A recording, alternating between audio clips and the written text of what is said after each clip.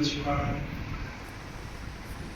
تیسرے آج کی رات لیلۃ الجائزہ کی رات ہے. یہ رات کی بھی بڑی اہمیت ہے. اس پر کچھ آگے چل کے گفتگو کروں گا.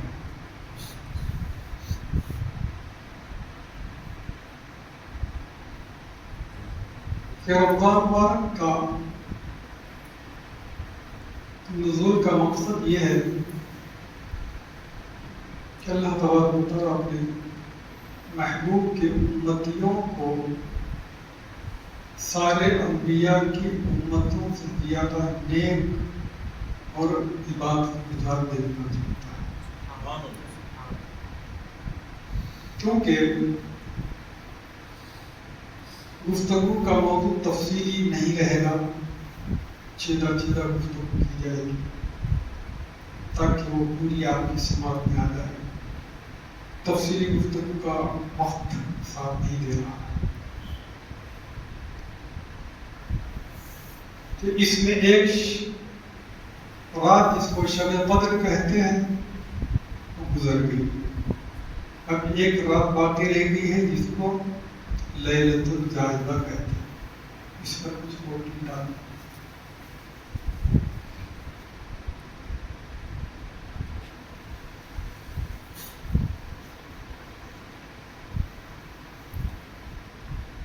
تو روزے پہلے کی انبیاء کی امتوں پر بھی فرض کیے گئے, مگر مختلف انبیاء کے پاس روزوں کے طریقے الگ الگ تھے. جب نیند کا جھونکا لیتے, جیسے نیند سے بیدار ہوتے روزہ لاگو ہو جاتا. نہ سحر کا انتظام, نہ کوئی صحیح افطار کا وقت کا انتظام, یعنی 24 گھنٹے روزے کی کیفیت ہوتی. جب رمضان مبارک اس امت پر آیا تو سرکار جہاں صلی اللہ تعالیٰ وسلم نے شکر سنائی اپنی امت کو. تو دیکھو اللہ نے تم پر بھی روزے فرض کیے, صاحب عقل پر, والد پر, نابالغ پر نہیں. والد سے مراد 12 سال کی عمر سے لیا تھا. اور ہم معاشرے میں دیکھتے ہیں کہ ہمارے نوجوان کثرت سے روڈوں پر کھاتے پیتے ہوٹلوں میں پوری اپنی رمضان کے بعد کون پتہ نہیں, بڑی تکلیف ہوتی ہے. اللہ نے ہمیں سارے انبیاء کی امتوں سے افضل امت بنانے کا ارادہ کیا, اور یہ طریقے, یہ متبرک دن, یہ متبرک مہینے ہمیں عطا فرمائے تاکہ ہم ان مہینوں سے استفادہ کر کے اللہ کی بارگاہ میں اپنے آپ کو بلند بالا کریں. مگر ہمارا طریقہ بے ڈھنگی وہی ہے, چارے بے ڈھنگی وہی ہے. بوڑھے حضرات تو روزہ رکھتے ہوئے نظر آتے ہیں, مگر نوجوان آوارہ گردی کرتے ہوئے نظر آتے ہیں. اور میرے آقا سرکار عالم صلی اللہ تعالیٰ عنہ ارشاد فرماتے ہیں, میری امت اور دین کا سارا نظام میری امت کے نوجوانوں کے کندھوں پر رکھا گیا ہے. مگر یہ امت آوارہ گردی میں, ہوٹلوں میں, بدماشیوں میں, بدکرداریوں میں, بےہودگیوں میں, رمضان میں اور غیر رمضان میں کوئی فرق نہیں. یہاں نہیں ہوگا. یہاں کے لوگ سب نیک ہیں, اچھے, مگر عموماً ہم معاشرے میں دیکھتے ہیں سب بدتمیزیاں نوجوان کرتے ہوئے نظر آتے ہیں. جو رمضان کی قدر کرتا ہے اللہ اسے ایمان کی دولت سے مالا مال کر دیتا ہے. ایک یہودی کا لڑکا رمضان مبارک کے دنوں میں بازار سے کچھ لے کر کھاتا ہوا اپنے گھر آیا. یہودی تھا. یہودی اور عیسائی اسلام کے ازلی دشمن ہیں. کبھی وہ اسلام سے موافقت نہیں کر سکتے، ہمیشہ مخالفت کرتے ہیں، اور اس سے کبھی امید نہیں رکھنا۔ بہت سے دلائل ہیں بولنے کے لیے مگر وقت نہیں، کہ یہودی کا لڑکا بادام سے کھاتا ہوا گھر آیا، یہودی حالانکہ اسلام کا ازلی دشمن، انہیں تو خوش ہونا چاہیے تھا، میرا بچہ مسلمانوں کی دل آزاری کر کے آیا ہے، روزے داروں کو تکلیف پہنچا کے آیا ہے، ان کے سامنے کھاتا ہوا آیا ہے، خوش ہونا چاہیے، یہ میرا ہی بچہ ہے، میرے ہی طریقے پہ چلے گا۔ مگر باپ تھا، یہودی ضرور تھا، مگر اس کو اسلام سے محبت تھی۔ ایک موٹی سی لکڑی لیا اور اپنے بچے کو اتنا مارا اتنا مارا اتنا مارا کہ اس کا ہاتھ ٹوٹ گیا۔ بولے تو مسلمانوں کا رمضان ہے اور مسلمان روزہ رکھتے ہیں اور تو ان کے سامنے کھاتے پھر رہا ہے، ان کی دلآوری کر رہا ہے، ان کے روزوں میں کراہیت پیدا کر رہا ہے۔ بہت غصہ جتنا تھا پورا نکال دیا شام کا۔ اب اسے اندازہ کیجئے کہ اب ہمارے پاس 4 بجے سے ہوٹل سج جاتی ہیں، ہر قسم کے چیزیں روڈوں پہ، پوری آدھی جگہ روڈوں پہ لے کر لگا دیتے ہیں، لوگوں کو مراتب کرنے کے لیے، مرغوب کرنے کے لیے، اپنے کاروبار بڑھانے کے لیے، کمانے کے لیے۔ یہ تو مہینہ لٹانے کا ہے، مگر لوگ لوٹنے میں لگے ہوئے ہیں۔ فرق ہے سمجھنے کا۔ وہ کاروبار والے حضرات برا نہ مانے، میں اشارہ دے رہا ہوں، کاروبار کرتے رہو، جس کے مقدر میں اللہ جو رکھا ہے وہ کرے۔ اب وہ شخص شام کا وقت تھا، اب کے جیسی سہولتیں نہیں تھی، بڑے دور دراز کے مسائل طے کرنا پڑتا، بیماری دکھ درد علاج کے لیے۔ مارا غصے سے، پھر محبت غالب آ گئی باپ ہونے کے ناطے، بولا کیوں تو ایسی حرکت کرا، اگر تو ایسی حرکت نہیں کرتا تو مجھے کیوں مارتا، یہ تیرا ہاتھ ٹوٹ گیا، پیر ٹوٹ گیا، اب پھر مجھے ہی تکلیف ہے، تجھے لے جانا، تیری تیمارداری کرنا، تجھے اچھا کرنا، کیا میرے کو اچھا لگ رہا ہے؟ یہودی تھا مگر اسلام سے محبت تھی۔ اور آج کل کے مسلمان پیدائشی ہیں، ان کے دل میں اسلام سے محبت نہیں ہے، اسلام کے باغی ہیں، بظاہر تو مسلمان ہیں مگر باغی ہیں۔ ان کے طور طریقے بتاتا چلوں تو پوری شام ہو جائے، بغاوت کے کیسے کیسے انداز ہوتے ہیں، میں نے وقت نہیں اس پر اشارہ دے کے آگے بڑھو۔ بیٹے سے کہا ہر رات میں تکلیف میں گزار لے، صبح تجھے لے جاؤں گا، تیری تیمارداری کروں گا۔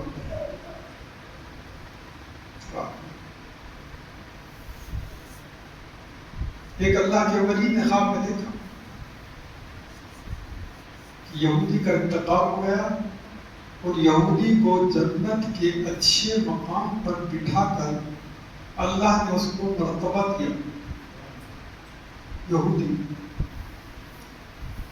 باغ جنت کے باغ میں ایک تخت بچھا دیا گیا، اس پر محمد کا پورا اس کی خاطردار تواضع کی جا رہی ہے، گاؤں تکیہ لگا دیا گیا ہے، اس پہ آرام سے بیٹھا ہے۔ اللہ کے ولی تھے، اس خطبے سے کوئی یہ تو کل تک یہودی تھا، آج اس کو یہ مرتبہ کیسے مل گیا؟ دن میں کل ملاقات کرا ہے، یہ یہودی تھا، آج اس کو یہ جنت کی مرتبہ کیسے؟ جنت تو اہل ایمان کے لیے ہے، لا الہ الا اللہ محمد رسول اللہ کو دل اور زبان سے ماننے والے کے لیے ہے، اس سے کہ کسی دوسرے کو جنت نہیں ہے۔ جنت کا سارا نظام دار و مدار لا الہ الا اللہ محمد رسول اللہ پر رکھا ہے، عمل پر نہیں۔ عمل تو الگ چیز ہے، عمل کی گفتگو الگ ہوگی، سارا دار و مدار محمد رسول اللہ کو ماننے پر اور قربان ہونے پر جنت کا دار و مدار رکھا ہے۔ اگر یہاں شک پیدا ہو جائے تو ساری عبادت ضائع کر دی جائے گی اور جنت کے بجائے دوزخ کا ایندھن بنا دیا جائے گا۔ وہ اللہ کے ولی سوال کر لیے، نماز فجر سے فارغ ہوئے تو معلوم ہوا کہ یہودی کا انتقال ہوا. وہ مسجد کے سامنے مکان تھا قریب میں. بڑی فکر ہوئی, انتقال بھی ہو گیا اچانک, اور یہ جنت بھی دیکھ لیا. خواب ہے, بعض خواب ہوتے ہیں, بعض خواب الگ الگ قسم کے ہوتے ہیں. انہیں خواب ہے نظر تشویش تو تھی کہ اس کو جنت کیسے ملی, یہ جنت میں کیسے ہی عہدے پر بیٹھا. سوال کیا, پوچھ لیا, تو کل تک تو یہودی تھا, تجھے جنت میں آنے کا کیسے پروانہ ملا, تو جنت میں کیسے آ گیا, اور یہ تجھے عہدہ کیسے دیا گیا, تو ایمان کب لایا؟ اس یہودی نے کہا, حضرت مولانا کل کی بات ہے, میرا بچہ بازار سے کچھ کھاتا ہوا گیا, رمضان کے دن تھے, مجھے ناگوار گزرا. روزے تو رمضان نے تو اللہ نے فرض کیا, کسی نے اپنی مرضی سے روزوں کو قبول تو نہیں کیا, رمضان کو اپنی مرضی سے کوئی بلا تو نہیں کیا, اللہ نے فرض کیا. جیسے نماز فرض کیا ویسے روزے بھی فرض کیا. فرض روزوں کا مرتبہ الگ ہے, نماز کا مقام الگ ہے. ان کو ان سے کمپیئر نہیں کیا جا سکتا, ان کو ان سے کمپیئر نہیں کیا جا سکتا. تو کہنے لگا کہ میں اپنے بچے کو رمضان کی اہمیت کو مد نظر رکھتے ہوئے اپنے بچے کو اس کو تکلیف دیا, اس کے ہاتھ ٹوٹ گئے, پیر ٹوٹ گئے, اور رات میں بے چینی میں سو گیا. میرے آقا سرکار عالم صلی اللہ علیہ وسلم اور آپ کے نبی مصطفیٰ جان رحمت صلی اللہ علیہ وسلم خواب میں تشریف لے آئے اور کہا, جب تجھے ہمارے رمضان سے اتنی محبت ہے تو پھر تو اسلام سے دور کیوں رہتا ہے؟ سبحان اللہ. تو بولے یا رسول اللہ کیا کروں؟ تو بڑھ لگا, سرکار نے کلمہ پڑھا دیا اور مجھے ایمان میں داخل کر دیا. جیسے میں ایمان میں داخل ہوا اور حضرت ابراہیم علیہ السلام ادھر آئے اور میری روح کو مجھ سے جدا کر دیا اور مجھے جنت عطا کر دی گئی. کہاں ہے عمل؟ عمل کہاں ہے؟ بہت سے لوگ عمل پہ دعویٰ کرتے ہیں, عمل سے زندگی بنتی ہے, عمل سے جنت بنتی ہے, عمل سے سب کچھ بنتا ہے. نہیں, عمل سے نہیں, محبت سے بنتا ہے. رسول کی محبت آئے تو عمل کی توفیق ہوتی ہے, رسول کی محبت نہیں ہے تو ریاکاری ہوتی ہے, دکھاوا ہوتا ہے. وہ نمازیں, وہ عبادتیں منہ پہ مار دی جاتی ہیں, اللہ قبول نہیں کرتا. جس عبادتوں میں محبت رسول نہیں, وہ عبادتیں قابل قبول نہیں. حاجی رمضان کی قدر کرا یہودی تھا, ازلی دشمن تھا اسلام کا, اللہ نے اسے ایمان عطا فرما دیا, مصطفیٰ جان رحمت اس کی سفارش فرما دی اور جنت میں داخل ہو گیا. ہمیں یہ مد نظر رکھنا ہے, عمل بھی کرنا ہے مگر محبت رسول کے ساتھ عمل کرنا ہے. عمل کر رہے ہیں, محبت میں اگر گراوٹ آ جائے, محبت میں اگر کمی آ جائے تو پھر ہمارے عمل ناقص ہو جاتے ہیں, ناکام ہو جاتے ہیں, ان کی اہمیت نہیں ہوتی. میں نے اس آیت مبارکہ کو موضوع دعوت کے لحاظ سے اپنے موضوع کو بنایا. دوسرے پارے کی ایک آیت مبارکہ ہے. اس آیت مبارکہ کا لفظی اور مختصر کا ترجمہ مجھے گزار کر دو. یا ایھا الذین آمنوا ادخلوا فی السلم کافۃ ولا تتبعوا خطوات الشیطان. اے لوگوں, تم اپنے آپ کو ایمان والے کہتے ہو, اللہ کہہ رہا ہے آمنو, اپنے آپ کو ایمان والے کہتے ہو. مسلمان کے پیٹ میں پیدا ہونا ایمان والا نہیں ہے, مسلمان کے گھر میں پیدا ہونا ایمان والا ہونا نہیں ہے. اگر تاریخ اسلام کا مطالعہ کیا جائے تو کوئی ایسے لوگ ہیں جو پیدائشی برہمن بنے، پیدائشی یہودی تھے، پیدائشی نصرانی تھے، مگر جب وہ اسلام کی دولت سے مالا مال ہو گئے تو ایسے ایسے بڑے بڑے کام انجام دیے، تاریخ ان کو بڑے بڑے لوگوں کے نام سے یاد کی۔ میں ادھر بھی آپ کے ذہن کو لے جانا چاہتا ہوں۔ پھر سلمی کافہ، اللہ کہتا ہے جب تم ایمان کی بات کرتے ہو تو پورے ایمان میں آتا، پورے کے پورے۔ خالی کونے پہ بیٹھ کے میں مسلمان ہوں بولے تو نہیں چلتا، خالی مسجد کے دروازے پہ بیٹھ گئے دیکھنے والے میری مسجد میں نمازی کہلایا، نہیں، مسجد میں آ کے نماز پڑھنا پڑے۔ جب نمازی کہلائے وہ قبول ہو تو ایک واقعہ ذہن میں آسمان کے آگے بڑھا، ایک جنازہ آیا حضرت مولا کائنات سیدنا علی رضی اللہ تعالیٰ عنہ کے دور مبارک۔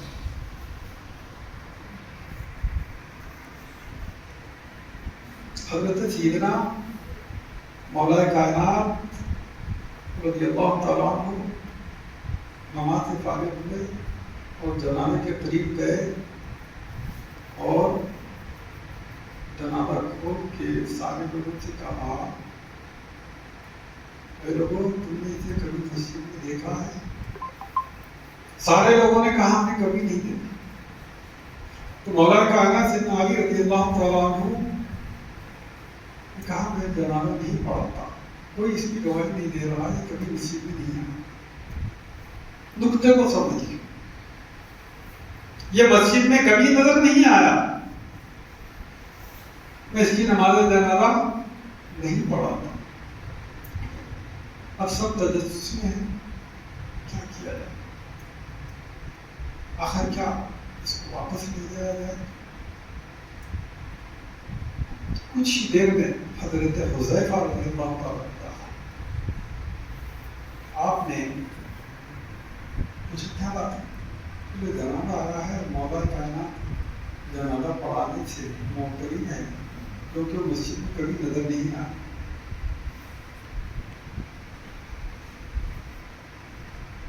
آپ نے کہا اچھا، آپ گئے پکڑے کی، ہاں میں نے اس کو ایک مرتبہ مسجد میں دیکھا۔ اس بیسس پہ ہماری نماز جنازہ پڑھائی جاتی ہے۔ حضرت حذیفہ رضی اللہ تعالیٰ عنہ گواہی دیے کہ میں نے اس کو ایک مرتبہ مسجد میں دیکھا ہے، نماز پڑھتا ہوا نہیں، مسجد میں دیکھا ہے۔ اور قیاس مسلمانوں کا اچھے سے کرنا ہے، برائی پہ نہیں۔ یہاں مولا کائنات سیدنا علی رضی اللہ تعالیٰ عنہ ارشاد فرماتے ہیں کہ حذیفہ نے گواہی دی ہے میں نے اس کو مسجد میں دیکھا ہے، تو یہ ضرور نماز پڑھا ہوگا، اس لیے میں حضرت حذیفہ کی گواہی پر اس کی نماز جنازہ پڑھا۔ یہ اسلام کا نظام ہے، اگر کسی میں برائی دیکھی جائے تو چھپانے کی کوشش کی جائے۔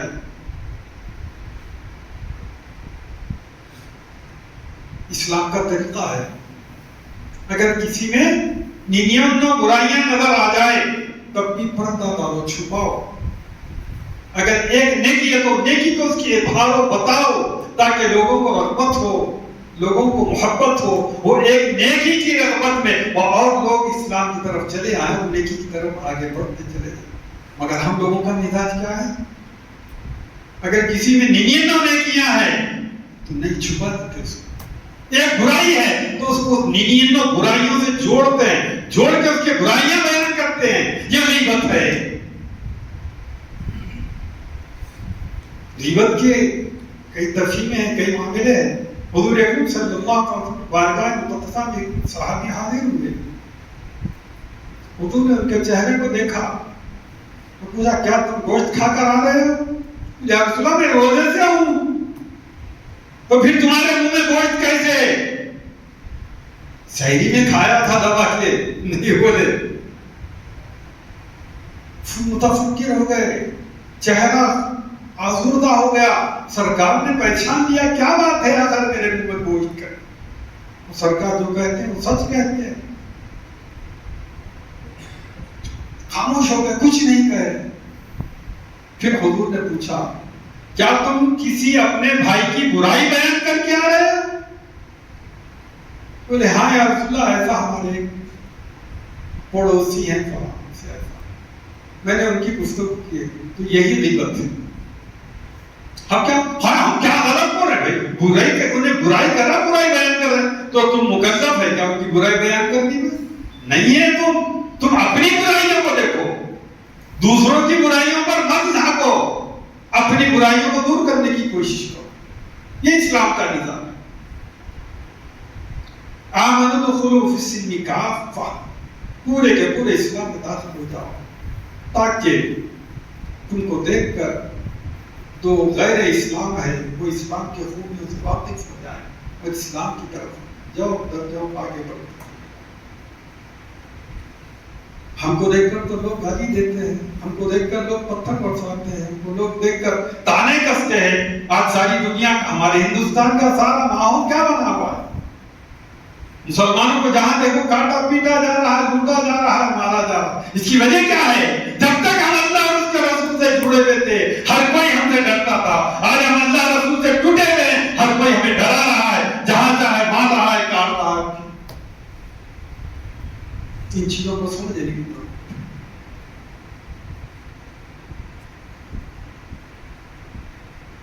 وَلَا تَتَّبِعُوا خُطُوَاتِ الشَّيْطَانِ، ہم اپنے آپ کو شیطانی خطوط سے بچائیں، اللہ اور اس کے رسول کے طریقوں پر، احادیث اور قرآن پر اپنی زندگیوں کو ڈال دیں تاکہ ہماری دین اور دنیا دونوں سنور جائے. مگر ہم قرآن و حدیث سے دور ہو گئے، شیطانی خطوط پر اپنے آپ کو ڈال دیے ہیں. شیطان جو وسوسے دل میں ڈالتا ہے اسی پر ہم اپنے آپ کو لے چلتے ہیں. اللہ نے جس چیز کو حلال کیا ہے وہ حلال ہے، اور اللہ نے جن چیزوں کو حرام کیا ہے وہ حرام ہے. مگر ہم اپنی مرضی سے حرام کو حلال کر رہے ہیں اور حلال کو حرام کر رہے ہیں. کیسے؟ مثال کے طور پر ایک دو آتا چھوٹے چھوٹے آپ کے دماغ میں رہ جائے. مرغی حلال ہے، بکرا حلال ہے، گائے بھینس جتنے جانور ہیں حلال ہے، ان کا اعلان آ چکا. جو حرام ہے وہ کیا ہے؟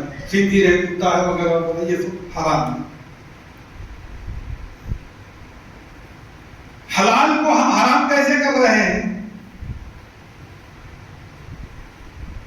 ہمارے بچے کا ولیمہ ہے، 2 کنٹل مرغی کی ضرورت ہے پکوان کے لیے.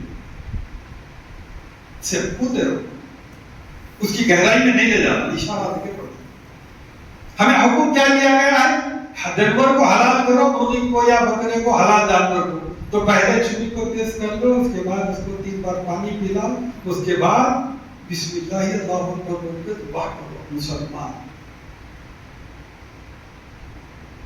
تو جانور حلال ہوگا. اب چکن کے مسلخ پہ دیکھیے، کچھ ایسے لوگ ہیں، ہو سکتا ہے سب مسلمان ہوں گے، اللہ اکبر معلوم نہ، اس کو بسم اللہ معلوم، دوبارہ چکی پھر کے مارتا. اب یہ حلال ہوا کہ حرام ہوا؟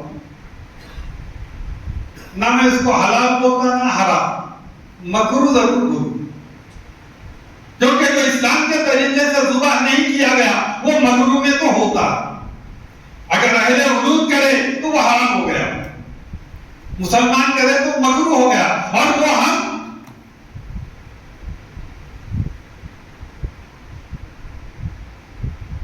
کون سا ایسا فنکشن ہے جس میں چکن نہیں ہوتا؟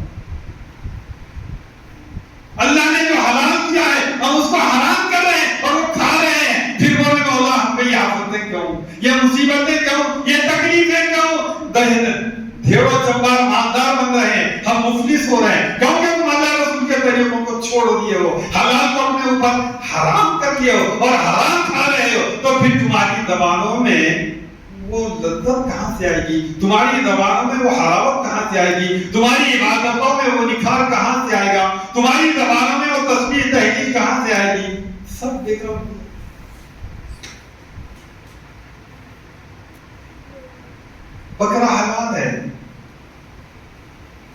اگر اس کو تلوار سے مار دیا جائے، جھٹکا ہو گیا، حرام ہو گیا، تم نہیں کھا سکتے.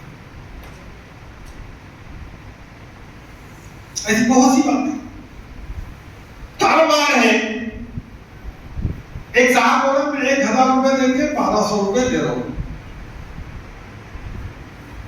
ایک صاحب بڑے مالدار، میں کہا کہ کاروبار کر رہا ہوں. ارے یہ سود ہے بابا.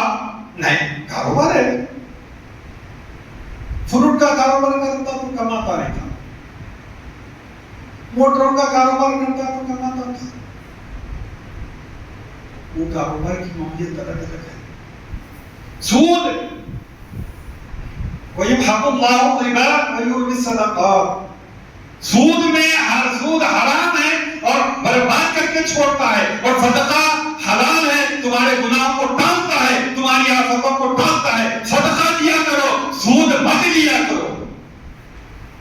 مگر ہم سود کے کاروبار میں اس کے نئے نئے نام رکھ لیے، اس کو اپنے پر جائز قرار دے رہے ہیں. اس کی کئی شکلیں ہیں، اب اس پر تشریح کرنا نہیں چاہتا، خالی اشارہ کافی ہے. جو چیز اسلام نے حرام قرار دی ہے، مسلمان کو چاہیے کہ اس کو حرام سمجھے، اور جو چیز اسلام میں حلال ہے اس کو حلال سمجھے. اپنی مرضی سے حلال کو حرام، حرام کو حلال نہ بنائے. یہی ولا تتبعوا خطوات الشیطان. شیطان کے طریقے یہی ہیں کہ تم کو برباد کر کے چھوڑنا چاہتا ہے، تم کو تباہ کر دینا چاہتا ہے، تم کو ہلاک کرنا چاہتا ہے، تم کو دوزخ کا ایندھن بنانا چاہتا ہے، جنت سے دور کرنا چاہتا ہے. اور اللہ سے معاہدہ لے کر آیا ہے، اجازت لے کر آیا ہے، اور اللہ اجازت دیا ہے، جا بھٹکا دے، جا ستا دے، جو چاہے کرنا کر دے، مگر جو میرے ہوں گے، میرے محبوبین کے راستے پر ہوں گے تو انہیں نہیں بگاڑ سکتا. میرے اور میرے محبوبین کے راستے پر وہ جم جائیں گے، وہ تیرے بہکاؤ میں نہیں آئیں.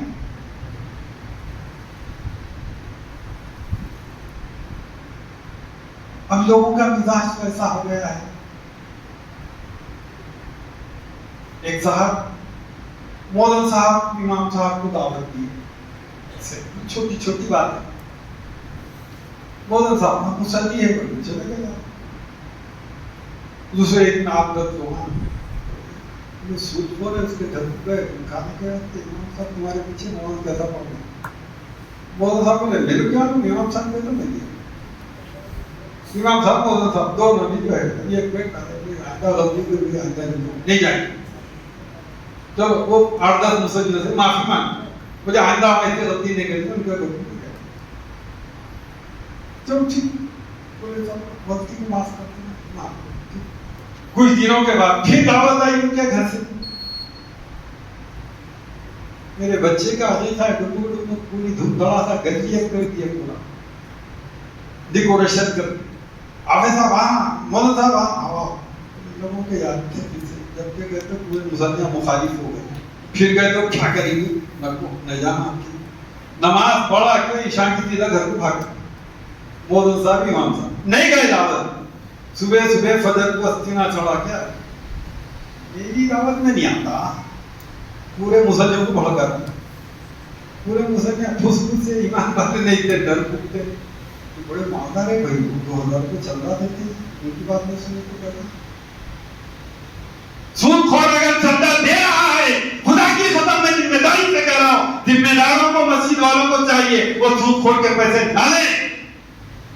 2 روپیہ غریب کے دے دیں، وہ سود خور کے 2000 نہ لیں.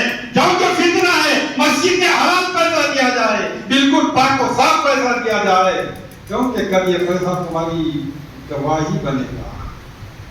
جو مسجد میں چنا، مسجد کے کاروبار چلانے کے لیے ذمہ داروں کو دیتے ہو، یہ کل تمہارے کام آئے گا. حلال پیسہ لیا کرو، حلال دیا کرو. اب ہم آ کے کھڑے کیوں امام صاحب نیائے کرتے رہنے دعوت. ہاؤ پورے مسلمان مخالف ہو گئے، پورے مسلمانوں کو جمع کر کے بولے امام صاحب کو نکال، مولانا کو بھی نکال، دونوں کو نکال، نہیں تو میں چندہ دینا بند کر دیتا ہوں. ہاں بولے 2000 روپے ایک دم دیتا بھائی، پوری گلی میں پھرے تو نہیں ملتے. انہوں 2 روپے دیتے انہوں 5 روپے دیتے انہوں یہ ایک دم 2000 روپے دیتا. یہ ہمارا میراث بن گیا ہے کمیٹیوں کا. نہیں چاہیے تھا. اللہ پہ توکل کرو, اللہ انتظام کرنے والا ہے. وَتَوَكَّلْ عَلَى اللَّهِ وَكَفَىٰ بِاللَّهِ وَكِيلًا. ہر معاملے میں اللہ پہ توکل کرو, اللہ تمہارے کام انجام دیتے رہے.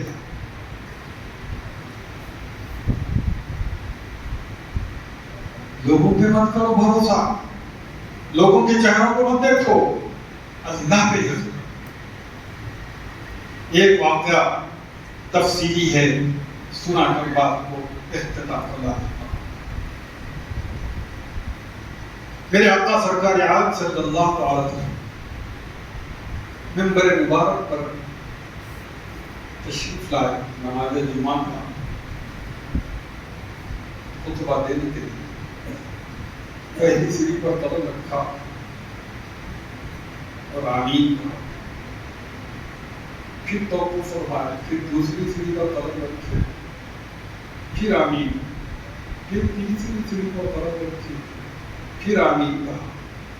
3 مرتبہ آمین آمین آمین. صحابہ متفکر ہوتے ہیں غیر متوقع یہ آمین سرکار کا کہنا کیا مان رکھتا ہے. آج غیر معمولی سرکار بڑے مبارک پر قدم رسیدہ ہوتے ہی آمین کہے, پھر دوسری سیڑھی پر بھی آمین کہے, پھر تیسری سیڑھی پر بھی آمین کہے. اس کا کیا مانا؟ صحابہ میں کھلبلی ہوئی تو سرکار نماز ادا ہوتا ہے, نماز جمعہ ادا ہو گئی, سب جن کو جانا چلے جاتے, سب نہیں ٹھہرتے. جنگ رہتے متفکر فکر والے, وہ چند صحابہ بڑے ادب کے ساتھ میرے آقا کے سامنے گردنیں جھکائے, بڑے عادت اور اس کے ساتھ دریا آپ کا آقا فرمان مبارک آمین آمین آمین ہم سمجھ نہیں سکتا. یہ کیا ہم سمجھ نہیں پا رہے ہیں, کیونکہ اس سے پہلے کبھی ایسا نہیں ہوا. اب کی بار آپ نے آمین آمین ایک بار نہیں بلکہ 3 بار کہا. یہ کیا بات؟ اس پر میرے آقا سرکار عالم سے اچھا کیا تو نے پوچھ لیا, اگر نہ پوچھتے تو یہ بات چھپ جاتی. میں نہیں بتا, تم لوگوں نے پوچھ لیا, اب مجھے بتانا ضروری ہو گیا. اور یہ میری امت کے لیے حدیث کی شکل میں بات پہنچ جائے اور قیامت تک جو اس پر عمل کرے گا وہ کامیاب ہوگا. سنو, جب میں پہلی سیڑھی پر قدم رکھا حضرت سیدنا جبریل علیہ السلام تشریف لائے اور فرمایا ہلاک ہو جائے وہ شخص جس نے رمضان کو پایا اور اپنی کوشش نہ کر پائی. تو میں نے آمین کہی. سید الملائکہ بد دعا دے رہے ہیں اور سید الانبیاء آمین کہہ رہے ہیں. دونوں کے بیچ میں ساری کائنات ہے, اسلام کا سارا نظام ہے, اور ادھر سید الملائکہ بد دعا اور ادھر سید الانبیاء آمین. آپ کہاں جائیں گے بولو؟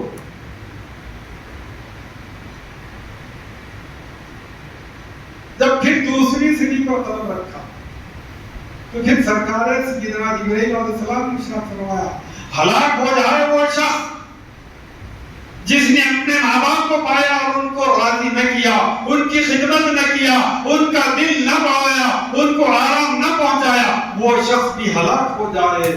سرکار یہاں سے اللہ علیہ وسلم آمین کہے. 2 بار.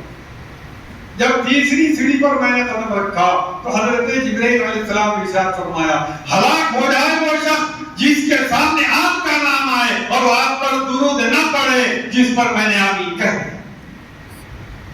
حدیث بات طویل ہے, میں اس کو شاہ اللہ میں سنا.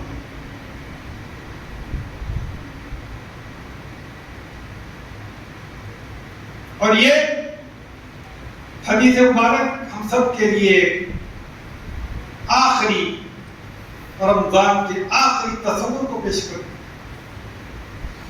جیسے کہ ایک مزدور کام کرتا ہے, دن بھر مزدوری کرتا ہے, جب شام ہوتی ہے سورج ڈوب جاتا ہے تو اس کو مزدوری دی جاتی ہے. ایسے ہی رمضان مبارک تمام ہم اللہ کی عبادتیں کرتے رہے. اللہ نے نیکیوں کے درجات کو, نیکیوں کے مرتبوں کو بڑھا دیا، 1 سے 7، 7 سے 70، 70 سے 7,000، 700، 700 سے 7,000 تک بڑھا۔ جیسے جیسے تمہارے دل کی کیفیت ہوگی نیکیوں میں ویسے اضافہ ہوتا ہے۔ عام دن میں 1 روپیہ اللہ کے لیے خیرات کرو گے تو 1 ہی روپیے کا ثواب ملے گا، مگر رمضان میں اگر وہ 1 روپیہ خیرات کرو گے تو اللہ اس کو 70 درجے بڑھا کر دے گا، 70 روپیہ خیرات کرنے کے برابر ثواب۔ اور اگر اس میں اخلاص سے محبت ہے تو 700، اور اس میں محبت ہے خالص اللہ کے لیے، اللہ کی رضا کے لیے، لوگوں کے دکھاوے کے لیے نہ، لوگ مجھے وہاں بولے، مالدار بولے، سچی بولے، نہ، اللہ کی رضا کے لیے لٹا رہا ہے تو اللہ اس کو بے حساب۔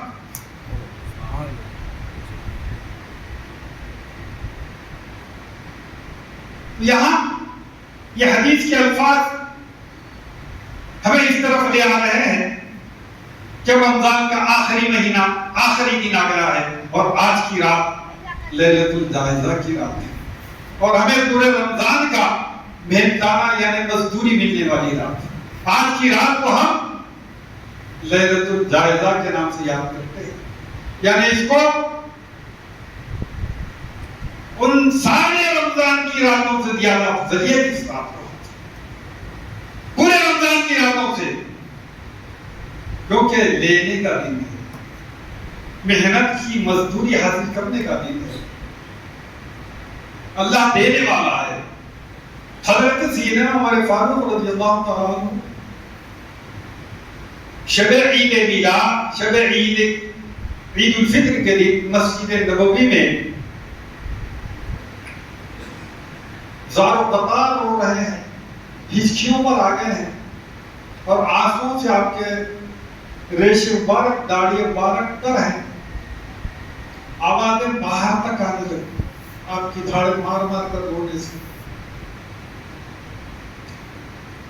تو لوگوں کو اچھا آج سب لوگ خوشیوں میں ہیں، ادھر کو رو رہا ہے، کچھ لوگ آتے جاتے ڈر گئے،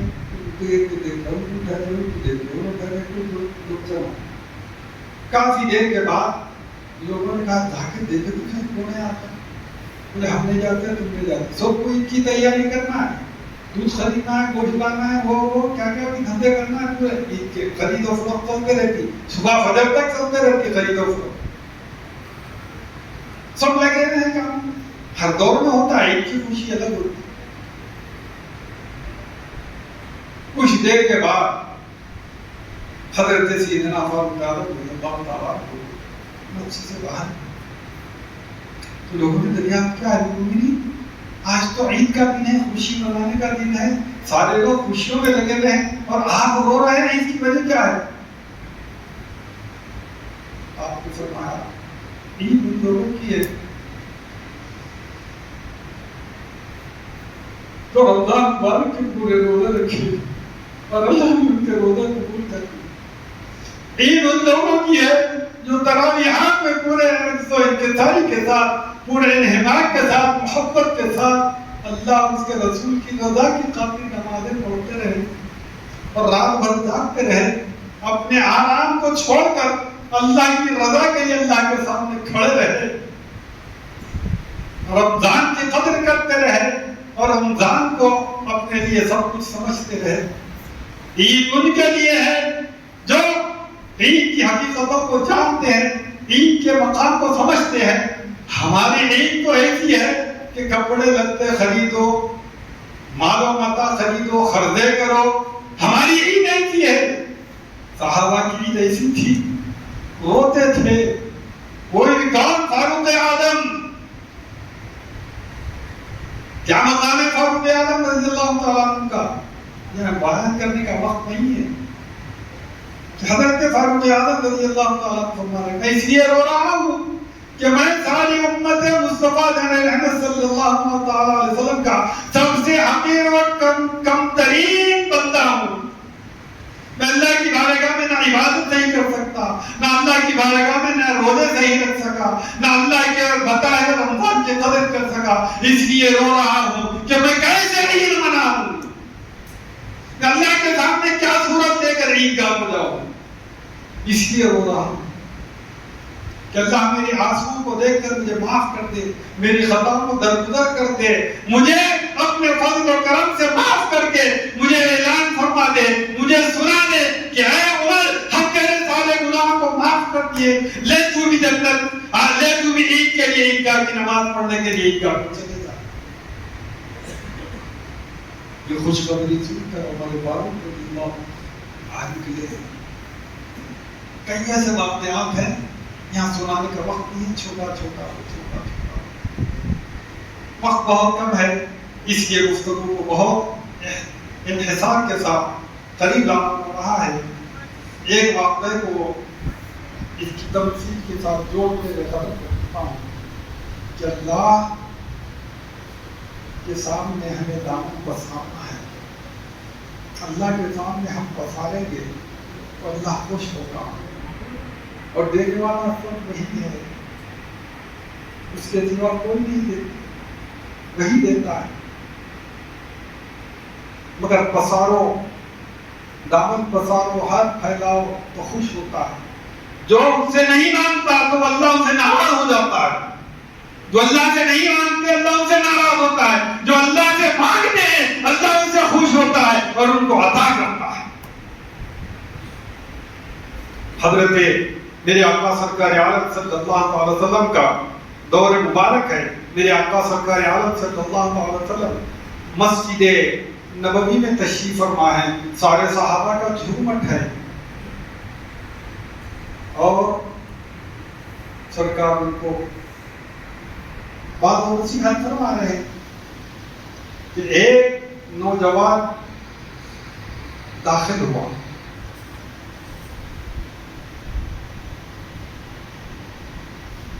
اور کہنے لگا یا رسول اللہ میں یتیم ہوں، میرے ماں باپ نہیں ہیں، میرا ایک باغ ہے کھجور کا، میں اس کھجور کے باغ کی نگہداشت کے لیے، حفاظت کے لیے دیوار اٹھا رہا ہوں، میرے ہمسائے کا ایک درخت دیوار کے بیچ میں حائل ہو گیا ہے،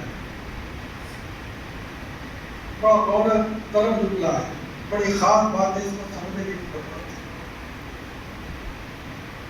وہ ایک جھاڑ بیچ میں آ گیا ہے، میں نے اپنے ہمسائے سے کہا کہ اس جھاڑ کو ہٹا دو تاکہ میں اپنی دیوار سیدھی کروں، تو اس نے ہٹانے سے انکار کر دیا۔ تو میں نے اس جھاڑ کو خریدنے کی بات کی تو بیچنے سے بھی تیار نہیں ہو رہا ہے، نہ ہٹا رہا ہے نہ بیچ رہا ہے، میری دیوار آ کر رک گئی ہے، یا رسول اللہ آپ میرے لیے مسئلہ حل کریں۔ تو انہوں نے کہا اسے بلا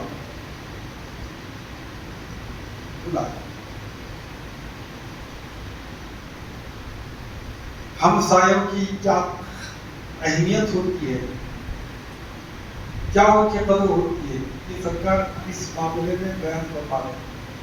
اس ہمسائے کو بلایا گیا اور کہا گیا کہ کیا بھائی اس نے کہا ہے کہ دیوار اٹھا رہا ہے اور یہ دیوار کے بیچ میں تمہارا ایک جھاڑ آ گیا ہے، اور تم نہ جھاڑ کو معاف کر رہے ہو، دے رہے ہو، نہ خرید رہے ہو، نہ بیچ رہے ہو، اس کی دیوار کا کام رک گیا، تم اس کا جھاڑ یا تو اس کو معاف کر دو، اللہ تم کو اس کا اجر دے گا،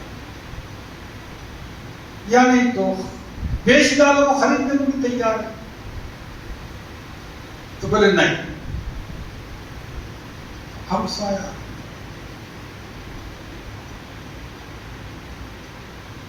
میرے آقا سرکار عالم صلی اللہ علیہ وسلم، تفصیل لمبی ہے، اس کو میں شارٹ کر کے سناؤں، ٹائم کم دیکھیے۔ پوچھے اچھا میرے آقا سرکار عالم صلی اللہ علیہ وسلم، دیکھو وہ غریب ہے، اس کا کوئی نہیں، یتیم ہے، وہ اپنی حفاظت کر لینا چاہ رہا ہے، دیکھو یا تو تم اس کو وہ جھاڑ ہبا کر دو، چھوڑ دو، یا نہیں تو تم خرید لو اور پیسے دینے کو بھی تیار ہو، وہ جھاڑ تم اس کو بیچ ڈالو، وہ خرید لینے کو بھی تیار ہے، تو بولے وہ بھی نہیں، یہ بھی نہیں، بس ہی دڑا ہوا ہے، نہ بیچتا نہ وہ جھاڑ ہٹا۔ اب سرکاری عالم صلی اللہ علیہ وسلم نے کہا اچھا ایسا کرو، 3 مرتبہ سرکار اسی بات کو دہرائے، وہ ماننے کو تیار نہیں ہے۔ اس پر میرے آقا سرکار عالم صلی اللہ علیہ وسلم ارشاد فرماتے ہیں، دیکھو اگر تم وہ ایک جھاڑ کو خرید لو یا اس کو بیچ ڈالو یا ہبہ کر ڈالو تو میں وعدہ کرتا ہوں کہ تمہیں جنت میں ایک ایسا جھاڑ عطا کرواؤں گا، ایک جھاڑ ایسا عطا کرواؤں گا کہ جس کی مسافت 100 برس تک تم تیز رفتار گھوڑے پر بیٹھ کر جاتے رہو گے تو تمہیں دھوپ نہیں لگے گی، اتنا بڑا سائیدار جھاڑ ہوگا، ایک کھجور کا جھاڑ۔ اس کے بدلے میں سرکار کیا فرماتے ہیں، میں تمہیں جنت میں ایسا جھاڑ دلواؤں گا جو تیز رفتار گھوڑے پر بیٹھ کر تم 100 برس تک جاتے رہو، تم پر دھوپ نہیں آئے گی، اتنا چھاؤدار درخت ہوگا۔ سب سے پہلی بات جنت، اور جنت میں وہ درخت، وہ بھی 100 برس کی مسافت، یقین ہی نہیں کر رہا ہے، نہیں تو سرکار 3 مرتبہ ہوگا ہے، دیکھو میں وعدہ کرتا ہوں تم سے، میں تمہیں دلاؤں گا وہ جنت میں جاؤ۔ یہ مانا وہ مانا تو بس ہی ڈالا ہوا ہے، میں اس کا کام خراب کروں، اس کی دیوار اٹھنے نہیں دوں گا، بدمعاشی ہے، ظلم ہے، اور سرکار دلاسا دیتے جا رہے ہیں، رعایت دیتے جا رہے ہیں، بتاتے جا رہے ہیں یہ دوں گا، یہ نہیں مان رہے۔ جب اتنی دیر ہو گئی اس میں حضرت ابو درداء رضی اللہ تعالیٰ عنہ تشریف فرما تھے،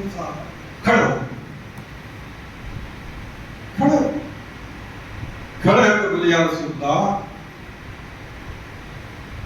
اگر وہ جھاڑ میں کسی طریقے سے خرید کر اس نوجوان کو عطا کر دوں تو کیا وہ جنت کا جھاڑ مجھے ملے گا؟ حضور نے کہا ہاں ہاں ضرور ملے گا، ضرور۔ حضرت ابو درداء رضی اللہ تعالیٰ کھڑے ہو کر اس ہمسائے سے کہہ رہے ہیں کہ دیکھو میرا باغ تم جانتے ہو؟ تو بولے ہاں مدینے میں تمہارے باغ کو کون نہیں جانتا؟ 2 ہی مشہور باغ تھے مدینے میں، ایک سلمان فارسی، دوسرے ابو درداء رضی اللہ تعالیٰ عنہ کے کھجور کے، جس میں 600 جھاڑ تھے۔ ابو درداء کے باغ میں 600 کھجور کے درخت تھے، 600 جھاڑ تھے، اور بہت میٹھے پانی کا کنواں بھی تھا، اور بہت بڑا محل بھی تھا۔ حضرت ابو درداء رضی اللہ تعالیٰ عنہ نے کہا اے شخص میں تجھے وہ باغ عطا کر دیتا ہوں، وہ کنواں بھی عطا کر دیتا ہوں، وہ محل بھی دے دیتا ہوں، اب تو راضی ہو جا تاکہ وہ ایک جھاڑ اس نوجوان کے حوالے کر دے تاکہ اس کی دیوار سیدھی ہو جائے۔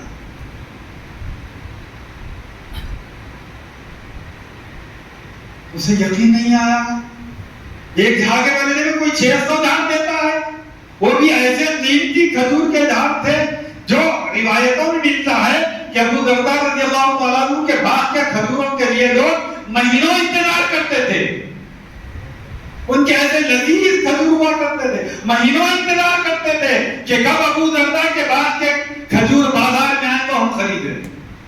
لوگ 6 مہینے 1 سال تک ابو درداء کے وہ باغ کے جھاڑوں کے کھجوروں کو اپنے پاس حفاظت سے رکھا کرتے تھے، کھایا وہ 600 جھاڑ والا باغ، اور بات جائے صحابہ کی زندگیوں پر۔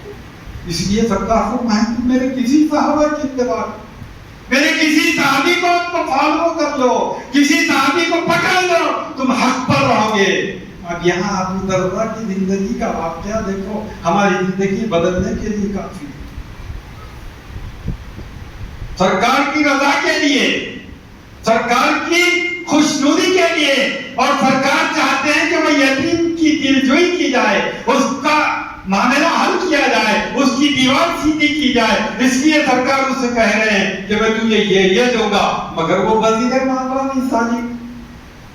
تو اس پر ابو دردہ کھڑے ہو کر اپنا اتنا بڑا باغ 600 جھاڑ والا، اور ہمارے نظر تو بولتے خیر رات ہوتے کلاڑی لے کے دبل لے کے مارتا تھا، دیکھیے سوئے کیا ہوتا آیا تو جھاڑ اس میں ڈالتے، ہمارے لوگ چلتے رہتے، ہمارے ہمسایوں کا ایسا مگر وہاں حضرت ابو دردہ رضی اللہ عنہ سرکار نے کہا یا رسول اللہ یہ جھاڑ مجھے ملے گا؟ بولے ہاں ابو دردہ ضرور ملے گا، کیونکہ تم نے میری بات پر لبیک کہا ہے، میرے فرمان پر یقین کیا ہے، ضرور تمہیں ملے گا۔ تو ابو دردہ رضی اللہ تعالیٰ عنہ کہے یا رسول اللہ میں نے یہ باغ اس کو دے دیا، یہ کنواں اس کو دے دیا، یہ محل اس کو دے دیا، سب کچھ اس کو دے دیا، یہ راضی ہو جائے اور وہ دھار نوجوان کے حوالے کر۔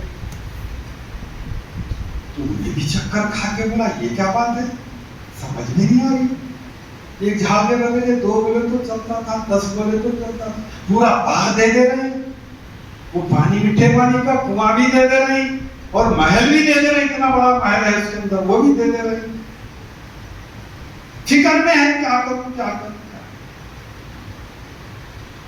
اور سرکار جہاں سے بتا کہ ابو دردہ میں تمہیں وہ جہاں عطا کر دیا، اس کو دنیا چاہیے، اس کو دنیا نہیں گئی، ابو دردہ تمہیں آخرت چاہیے، اللہ نے تمہیں آخرت دی۔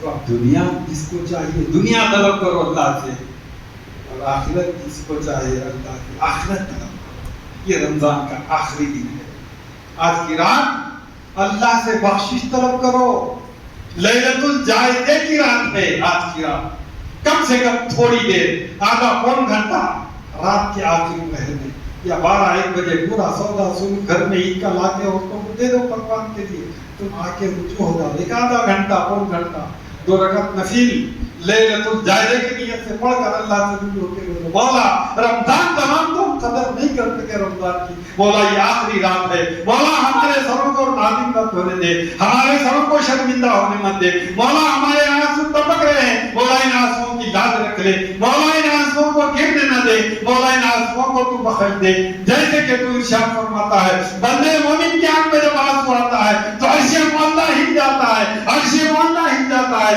اللہ تبارک و تعالیٰ آنسوؤں کو بندے مومن کے برداشت نہیں کرتا اور فرماتا ہے، فرشتوں سے کہتا ہے اے فرشتوں میرا بندہ کیا چاہتا ہے اس کو جلدی عطا کرو، میں اس کی آنکھوں میں آنسو دیکھ نہیں سکتا، میں اس کی آنکھوں میں دیکھ نہیں سکتا، آنسو گرنے سے پہلے اللہ ہماری بخشش فرما دیتا ہے۔ حضرت صاحب بخاری رحمۃ اللہ تعالی فرماتے ہیں، حدیث میں آیا ہے، یہ بخاری شریف کی حدیث میں متفقون، بندہ مومن کی آنکھ میں مکھی کے سر کے برابر آنسو آ جائے، مکھی کے سر کے برابر آنسو آ جائے اور وہ ٹپکنے بھی نہ پائے، اللہ اپنے فرشتوں سے کہتا ہے کہ اس کا کام جلدی کرو، آنسو ٹپکنے نہ پائے۔ بندے مومن کے آنسو زمین پہ اللہ کو ناگوار گزرتے ہیں، وہ گرنے دینا پسند نہیں کرتا، اللہ کہتا ہے مولا یہ بخشش چاہتے ہیں، فرشتے اللہ سے کہتے ہیں مولا یہ تجھ سے بخشش چاہتے ہیں، تو میں معاف کر دیا، بخش دیا، جلدی ان کو اٹھا دو، ان کی بخشش کر دیا۔